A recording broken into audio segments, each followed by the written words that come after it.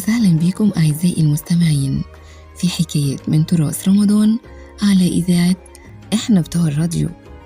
وحكايتنا النهاردة عن حاجة بتملى الشوارع بهجة وسحر خاص، زينة رمضان. كل سنة قبل ما يبدأ رمضان بنشوف نفس المشهد اللي عمره ما بيقدم ولا بيتغير. الشوارع بتنور، الفوانيس بتتلون، والهلال بيلمع فوق كل بيت.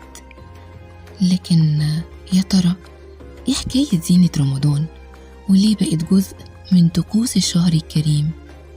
تعالوا نحكي الحكاية. زمان، وتحديدا من أكتر من 1000 سنة، في العصر الفاطمي، لما دخل الخليفة المعز الدين الله الفاطمي إلى القاهرة، كانت شوارعها مضاءة بمئات الفوانيس، وكل سكانها مستنيين اللحظة دي بحماس. ومن هنا بقى الفانوس رمز رمضان الأول.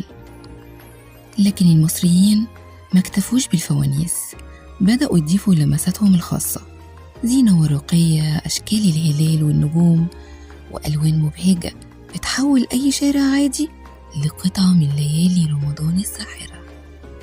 تخيلوا معايا أطفال صغيرين قاعدين، كل واحد فيهم معاه ورق ملون، بيقصوا ويشكلوا زينة رمضان، والجيران بيساعدوا بعض يعلقوا الحبال بين البيوت.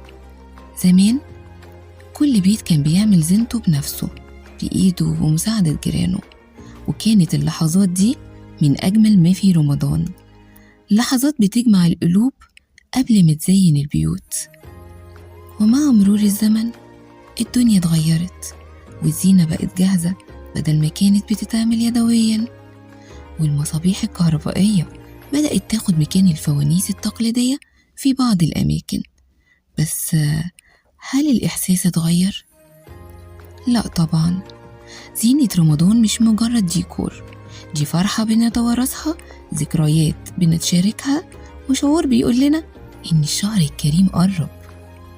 السؤال هنا، إيه اللي بيخلي زينة رمضان ليها سحر خاص؟ هل هو شكلها وألوانها؟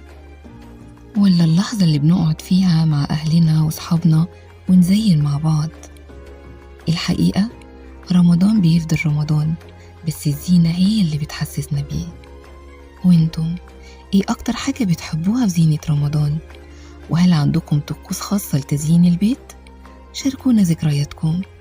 ويا ترى مين هيتوقع موضوع الحلقة الجاية هيكون عن ايه؟ كنت معاكم شيرين الصاوي على إذاعة إحنا بتوع الراديو. استنونا في حلقة جديدة من برنامج حكايات من تراث رمضان، وحكاية جديدة من حكايات الشهر الكريم. ورمضان كريم.